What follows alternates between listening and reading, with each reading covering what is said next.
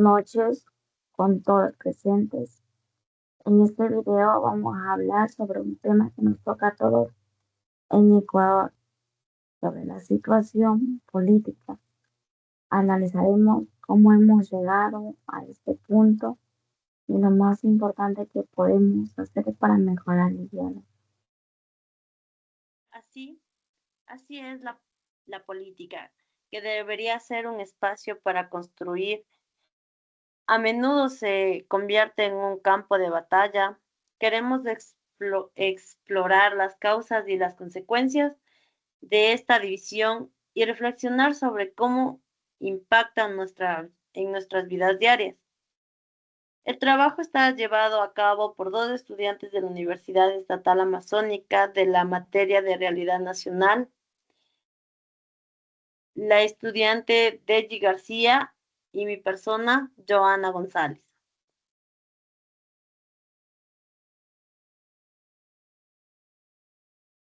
La política, que debería ser el arte de la convivencia, se ha convertido en tiempos de polarización, en el arte de de la distancia.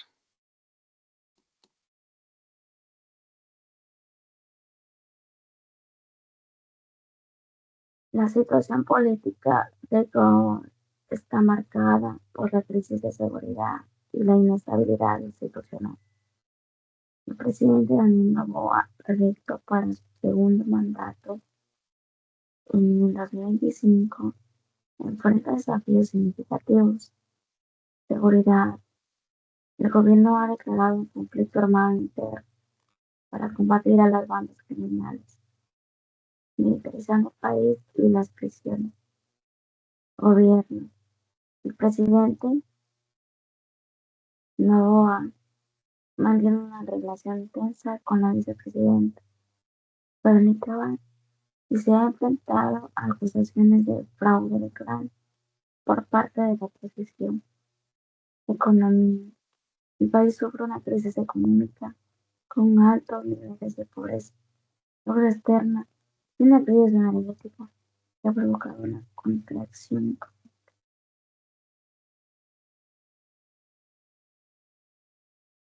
Preguntas: ¿cómo describiría la situación política actual en Ecuador? La situación política en Ecuador es bastante compleja e inestable. Vemos una fuerte polarización donde las diferencias ideológicas se han profundizado, creando una división marcada entre la ciudadanía.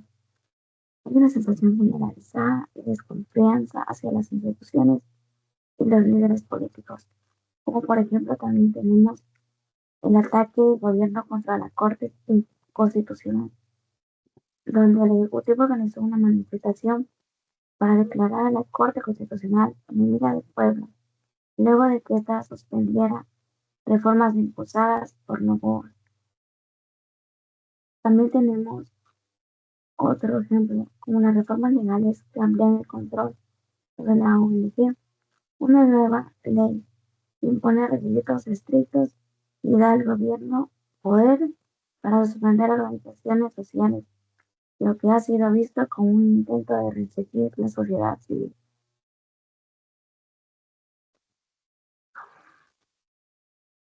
Además, existe un desencadenamiento ciudadano.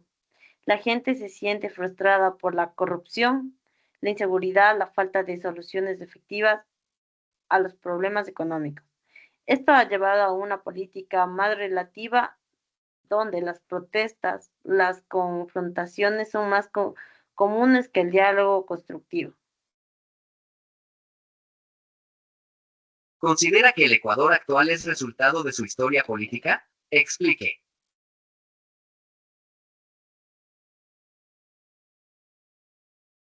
Definitivamente la historia política de Ecuador está llena de inestabilidad, golpes de Estado, luchas de poder entre ellos, los caudillismos, la formación de partidos y la debilidad institucional. Son patrones que se repiten, como por ejemplo el legado del siglo XIX con la pugna entre liberales y conservadores, sentó las bases de una polarización que con diferentes actores perduran hasta ahora.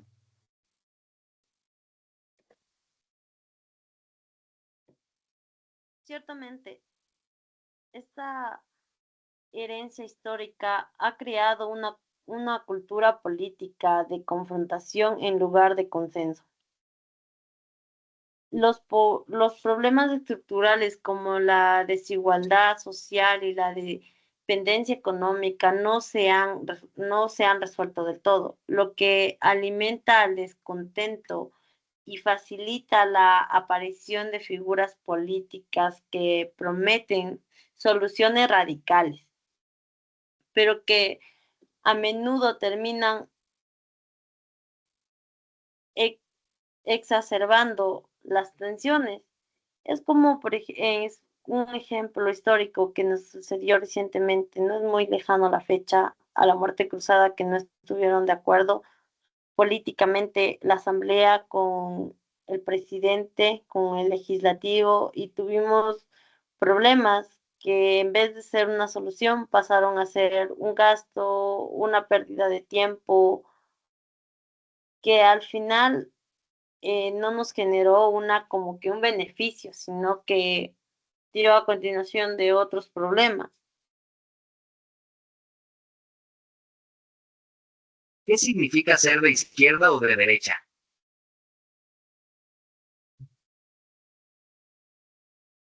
La izquierda generalmente defiende la intervención del Estado en la economía para redistribuir la riqueza y garantizar la igualdad social. Suelen priorizar los derechos colectivos y la protección de los más vulnerables. Ejemplos de política de izquierda incluyen programas sociales antes, mayor regulación a los mercados y nacionalización de recursos. Por otro lado, la derecha tiende a favorecer el libre mercado, las propiedades privadas, la reducción del papel que lleva el Estado en la economía. Prioriza la libertad individual, el incentivo privado como motores de desarrollo. Un ejemplo de política de derecha es la reducción de impuestos a las empresas y a privatización de servicios públicos. Es como si vamos a temas de empresas, es como que por ahí vemos o escuchamos actualmente que ciertas empresas no cubren sus impuestos que tengan que pagar con el Estado y la privatización de servicios públicos que están pasando a ser privados con temas de que no hay presupuesto para darles mantenimiento y son temas que se deberían pensarlo más cosas.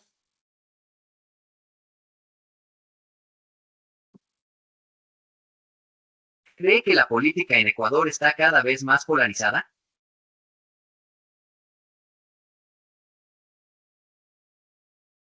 Sí, creemos que la polarización ha aumentado notablemente. La política ya no se trata de solo de diferentes opiniones, sino que se ha vuelto una lucha de identidades.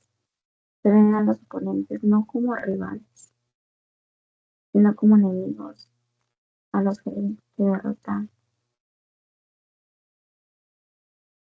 El problema es que esta polarización se ha filtrado en todos los aspectos de la vida, haciendo que las personas se defiendan por su posición política y desconfianza de quienes piensan diferente, incluso en temas no políticos.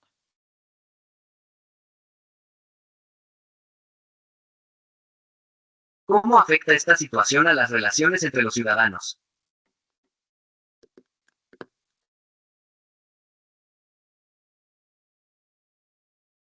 La polarización genera una brecha en las relaciones interpersonales. Es común ver discusiones acaloradas en escenas familiares o con amigos. El diálogo se vuelve difícil porque la persona no escucha. solo esperan su turno para hablar. Esto fragmenta la sociedad y debilita la confianza comunitaria.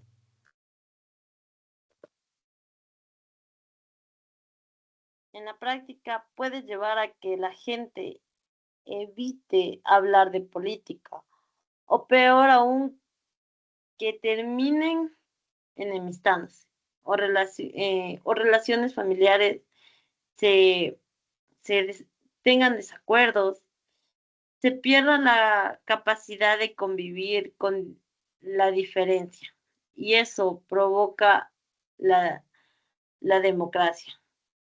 Entonces es un problema que no sé si actualmente, bueno, en muchos queremos dialogar acerca de estos temas políticos, pero es como que un tabú, porque no se sabe si vamos a terminar con, como dice, enemistados o con problemas de desacuerdo con familias y que estos provocan a preferible no hablar estos temas y quedarse callado para evitar estos problemas. ¿Qué factores cree que han contribuido a la polarización política en el Ecuador?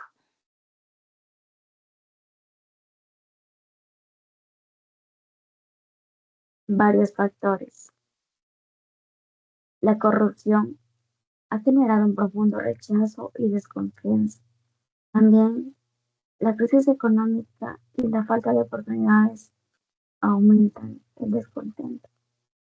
En este caldo de cultivo, los políticos populistas encuentran un espacio ideal para sus discursos divisivos.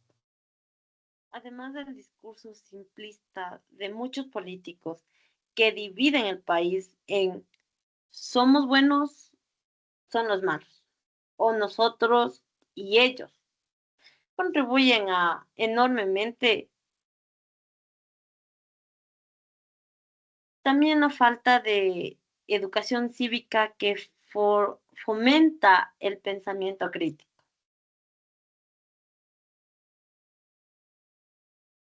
¿El papel de los medios de comunicación es importante en esta polarización? Por supuesto que sí. Muchos medios han dejado de ser informativos para convertirse en actores políticos. En lugar de presentar la noticia de forma objetiva, a menudo tienen una línea editorial marcada que favorece a un bando o denomiza al otro, pero es para perjudicar a uno o al otro.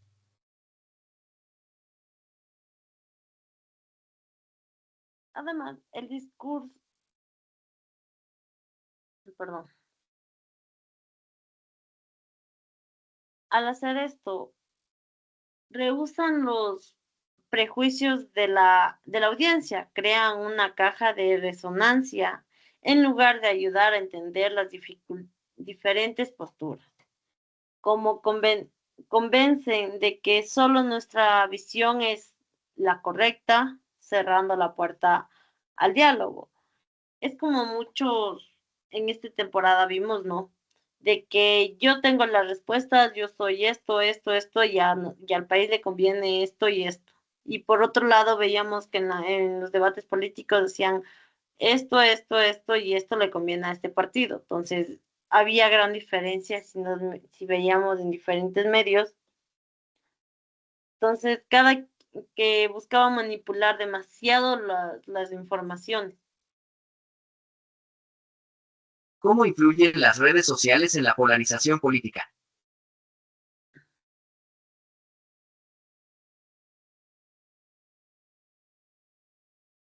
Las redes sociales son un arma de doble filo.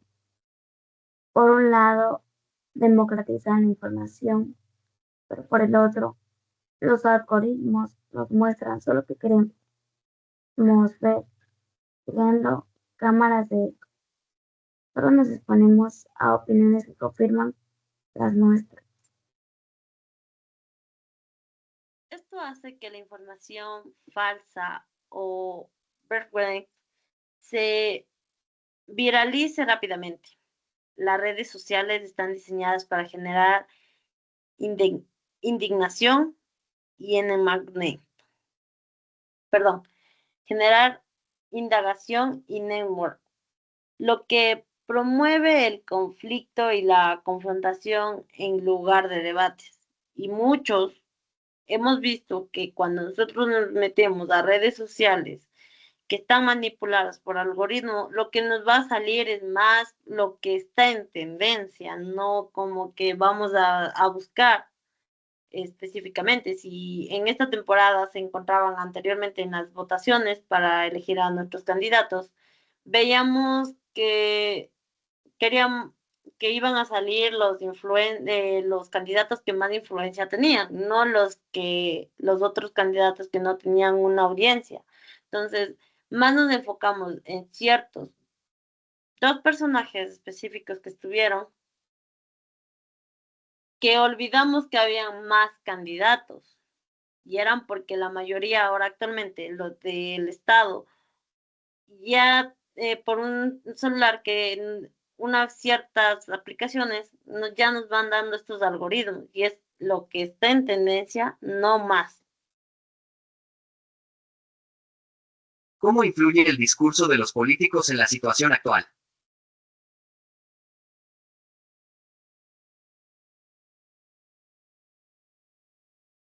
El discurso de los políticos es clave. Muchos de ellos usan un lenguaje que simplifica problemas complejos y que apela a las emociones. Un ejemplo es cuando culpan a un grupo específico, como los políticos de siempre o los de la oposición, de todos los males. Este tipo de discursos no busca construir, sino dividir para ganar votos. En lugar de ofrecer soluciones, crean enemigos imaginarios y alimentan el resentimiento, lo que nos aleja de contar puntos en común. Y es como anteriormente les dije en la siguiente pregunta, que tuvimos la vez pasada de los candidatos para elegir nuestros gobernantes, que se crearon los famosos memes y que esto en muchas de las ocasiones llegaban a personas que no todavía no entienden cómo se manejan las redes sociales y no se saben cómo discernir. Y lo que me dice esto es lo que está sucediendo. Entonces es gracias a los algoritmos de las redes sociales es lo que está en tendencia y no llegamos a indagar más. Entonces sí es complicada esta situación. ¿Cómo cree que esta polarización afecta a la sociedad ecuatoriana en términos de convivencia y diálogo?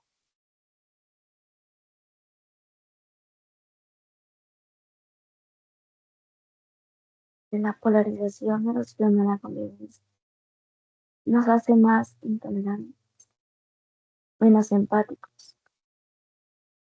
El diálogo se reemplaza por el monólogo o el ataque. Las conversaciones pierden la capacidad de ser productivas y se convierten en disputas. A largo plazo, esto puede llevar a una paralización social. La gente deja de participar en debate público por miedo a la confrontación y a las comunidades perdón, se fragmentan, perdiendo su capacidad de trabajar juntas por un bien común.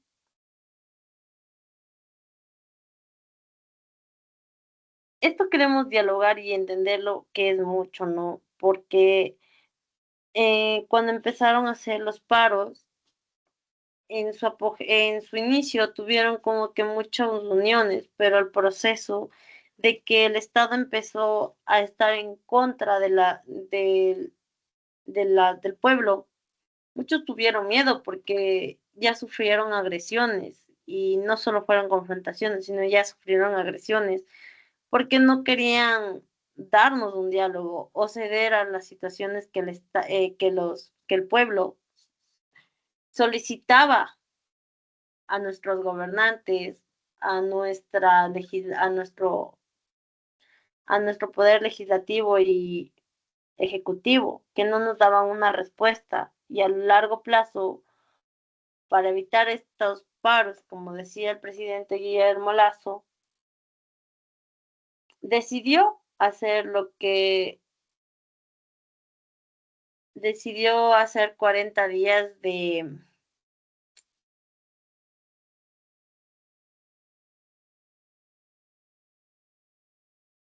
40 días en el que el Estado estaba en alerta, haciendo que nosotros nos volviéramos los criminales. ¿Cómo cree que existen divisiones visibles en su comunidad o círculo cercano?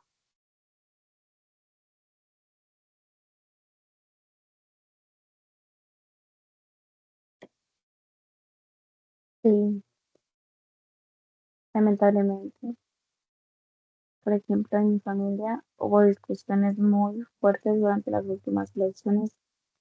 Había una división clara entre quienes apoyaban a un candidato y quienes a otro.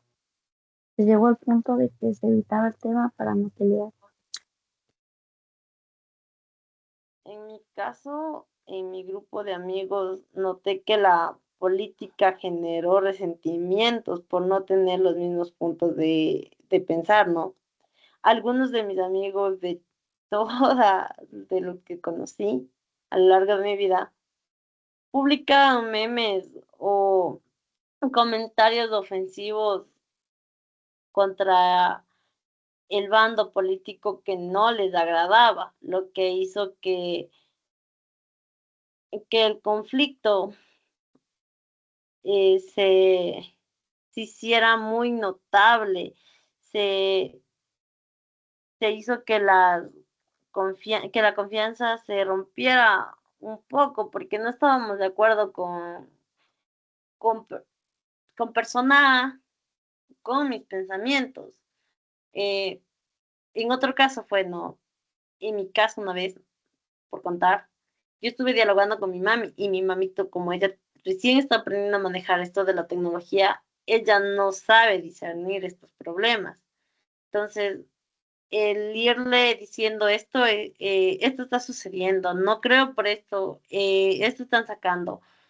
Y no tampoco creo en este otro candidato por estas situaciones, entonces se cerraba y teníamos discusiones y era preferible que este tabú no se topara en ninguna situación de la comida, que pasemos ratos, ni en grupos de amigos, porque nadie pensamos lo mismo.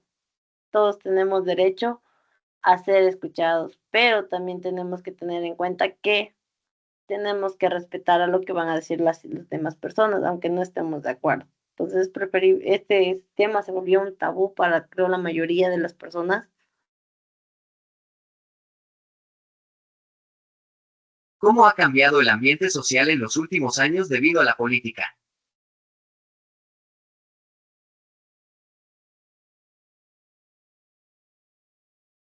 El ambiente social se ha vuelto más tenso. Antes las discusiones políticas eran algo más informal. Ahora se sienten más personales, como si el destino del país dependiera de una simple conversación. Hay menos tolerancia y más agresividad. Los debates se han vuelto hostiles, las personas se atacan en lugar de debatir ideas. Se ha perdido el respeto por otro y la idea de que podemos estar en desacuerdo sin ser enemigos. Y gran ejemplo es el debate presidencial que hubo para los dos últimos candidatos cuando no dieron un diálogo que ecuatorianamente no nos llenó. No, nos quedamos con una incertidumbre en qué manos va a quedar el país. ¿Qué medidas podrían tomarse para reducir esta polarización y fomentar un diálogo más respetuoso y constructivo?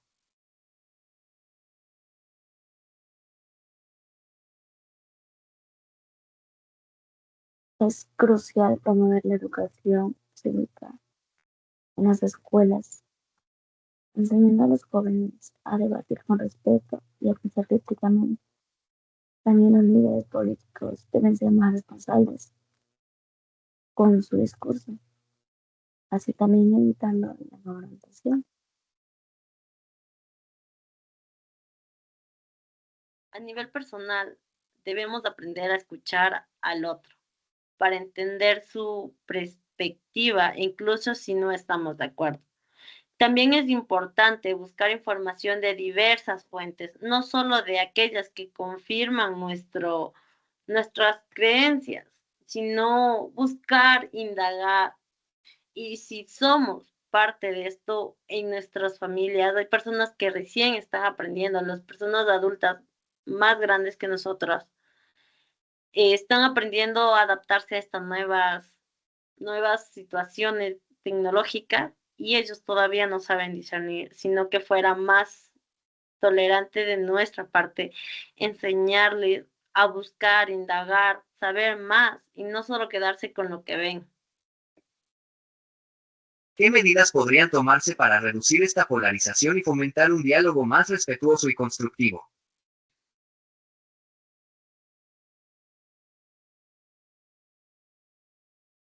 ¿Qué papel tienen los líderes políticos y las autoridades en este proceso? Su papel es fundamental. Debe ser un ejemplo de moderación, en lugar de usar un lenguaje polarizado. Deberían buscar puntos de consenso y trabajar en soluciones que beneficien a todos, no solo a su base de votantes, como por ejemplo podría ser como el presidente Daniel Noboa. El rol de él sería impulsar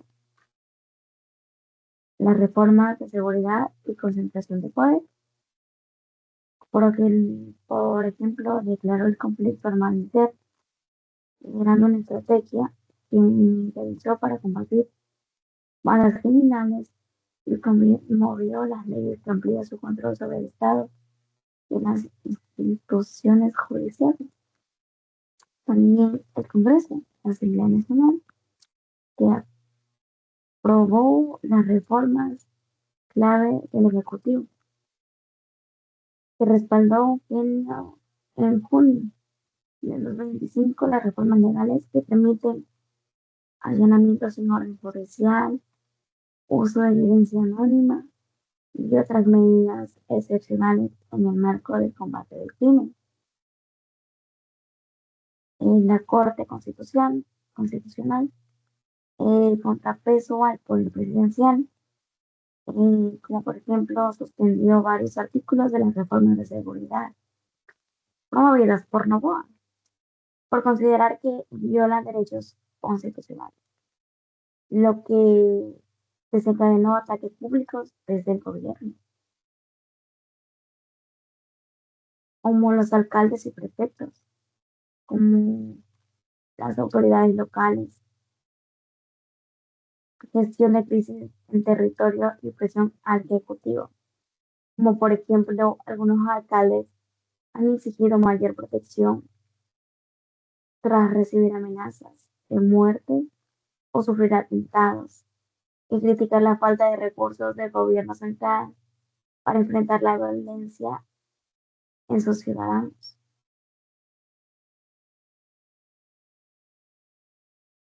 Las autoridades deben fortalecer las instituciones democráticas y garantizar que la justicia sea igual para todos, sin importar su afiliación política. La confianza en las instituciones en en un antídoto contra la polarización. Y es muy difícil, ¿no? Porque si nosotros nos vamos viendo, muchos de los candidatos o líderes que tenemos son muy apegados a sus idealismos que tienen las afiliaciones políticas de cada uno. No se enfocan como realmente debería ser, sino que ellos también continúan el conflicto que tienen entre, ¿cómo se diría?, bandos.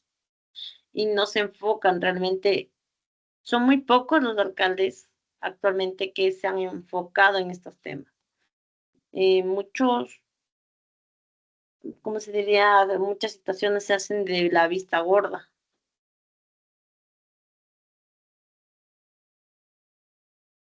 ¿Qué pueden hacer los ciudadanos para mejorar la convivencia política?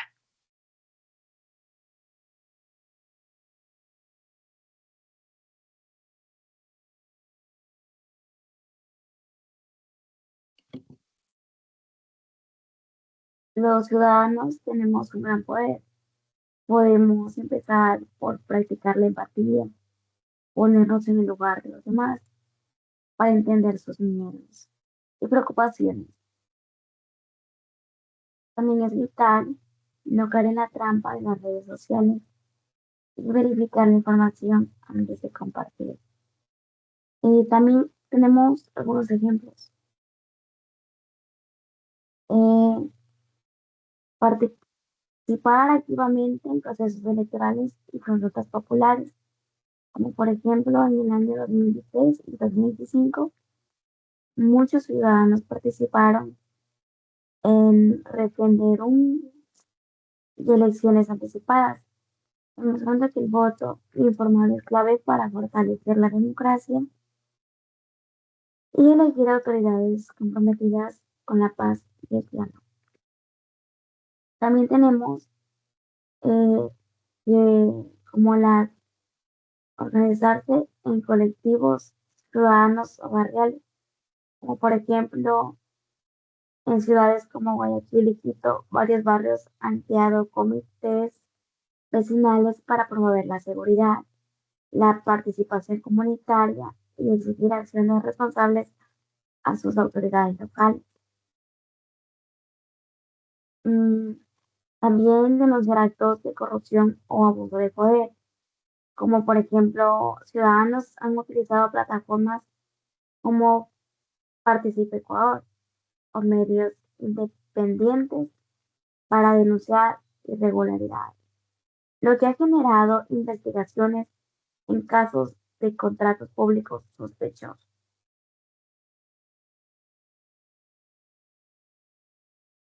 Podemos participar activamente en nuestras comunidades en lugar de solo quejarnos al trabajo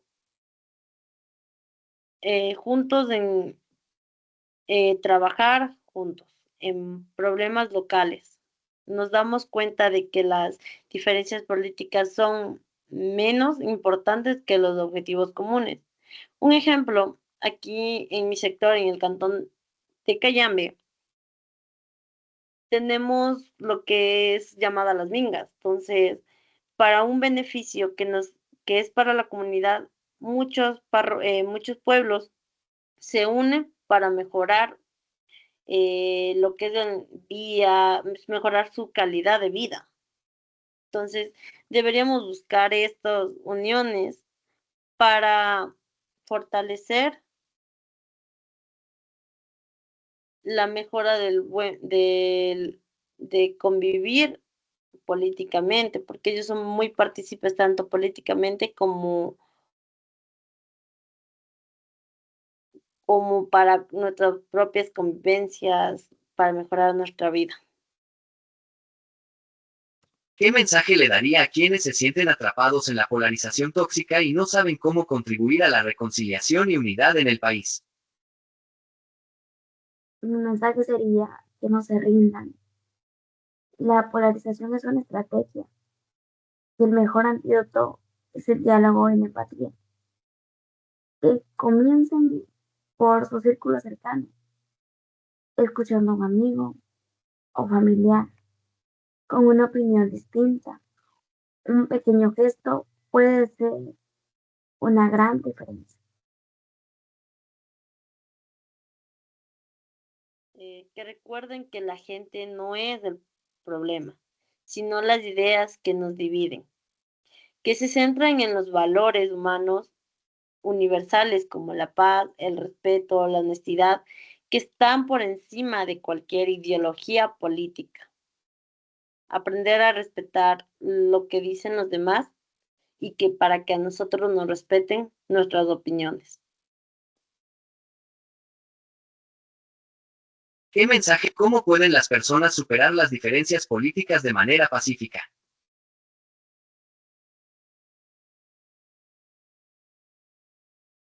Practicando la escucha activa.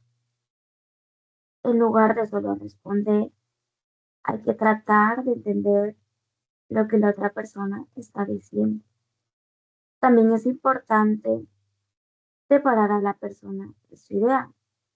Se puede estar en desacuerdo con una opinión, sin dejar de respetar a la persona, siempre manteniendo la calma.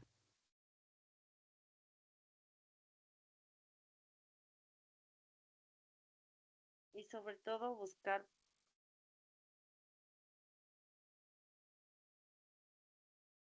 y sobre todo buscar puntos en común. A pesar de las diferencias, todos queremos seguridad, una economía estable, un futuro mejor. Si nos centramos en estos objetivos compartidos, el diálogo será más productivo. Y un ejemplo, ¿no? Yo anteriormente sabía conversar con una persona sobre estos temas y en vez de buscar como en el tema político, de hablar de candidatos y de la política y esto, en estos temas de seguridad, dábamos ideas de cómo puede ser, que se puede mejorar estos temas de seguridad en el barrio, de que no vuelvan a suceder temas que pasaron por robos, secuestros o daños que hubo en las propiedades.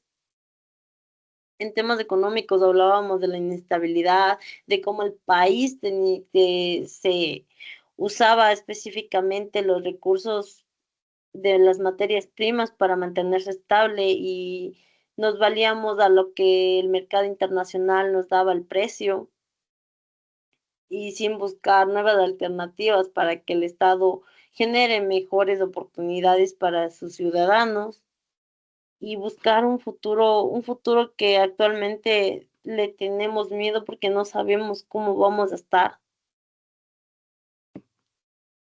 ¿Qué papel juega la empatía en la solución de este conflicto?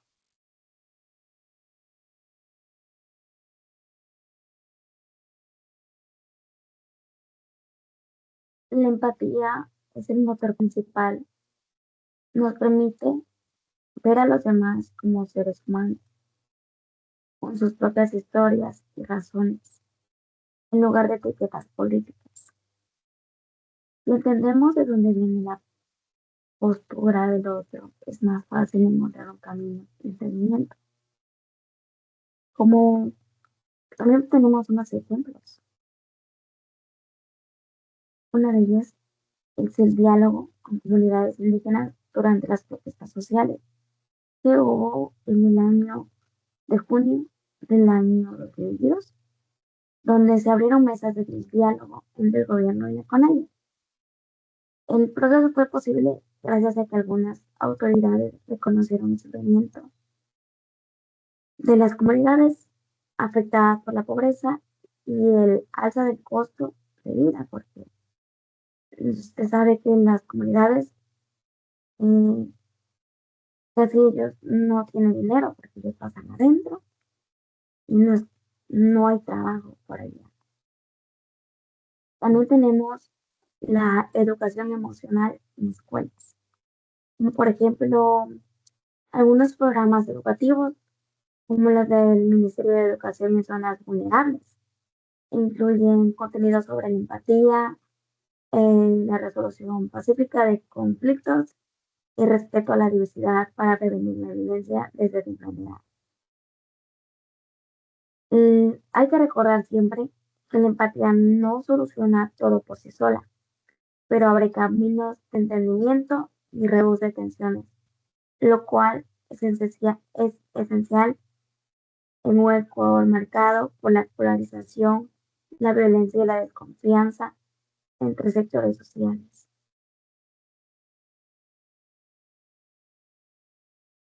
Sin empatía, el debate se convierte en una batalla. con ella se transforma en una conversación, nos ayuda a reconocer que el miedo, la esperanza y la frustración son sentimientos universales, sin importar la afiliación política que tengan.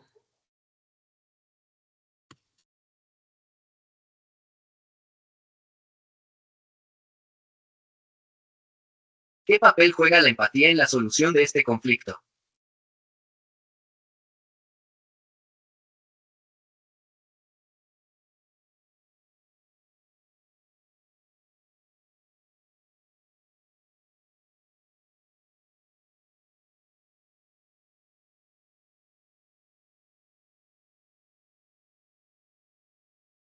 Concluya con una experiencia personal de polarización política en su entorno.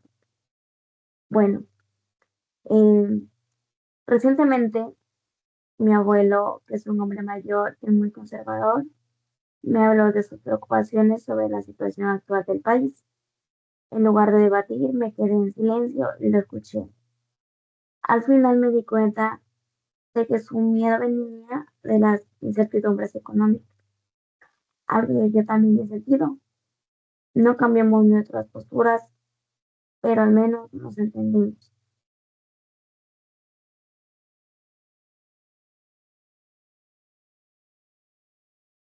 Bueno, una vez en un debate que tuve con mi madre, eh, sobre las redes sociales, de, de las conversaciones se pueden ser un poquito medias agresivas cuando estas no son bien indagadas. Y a veces la desinformación causa problemas y estragos de desacuerdos con, con discusiones un poquito subidas de tono. Y no llegamos a entender y muchas veces no nos ponemos de acuerdo y no nos ponemos en los zapatos de las otras personas porque tal vez ellos no están aprendiendo a conocer la situación la situación, pero por medios digitales que estos están afectándonos. Una nueva generación que aprendió a manejar desde un inicio, una generación que se está adaptando y la falta de querer saber qué situación política está sucediendo en nuestro Ecuador, en nuestro entorno, en nuestros diarios vivires,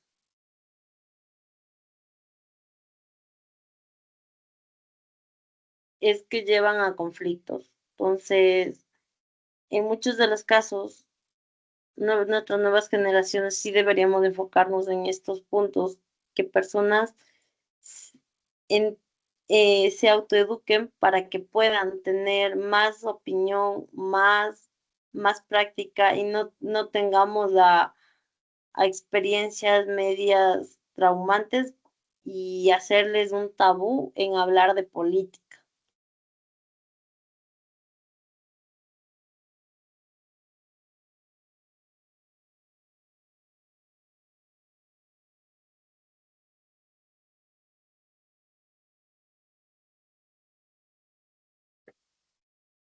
Mm, Gracias.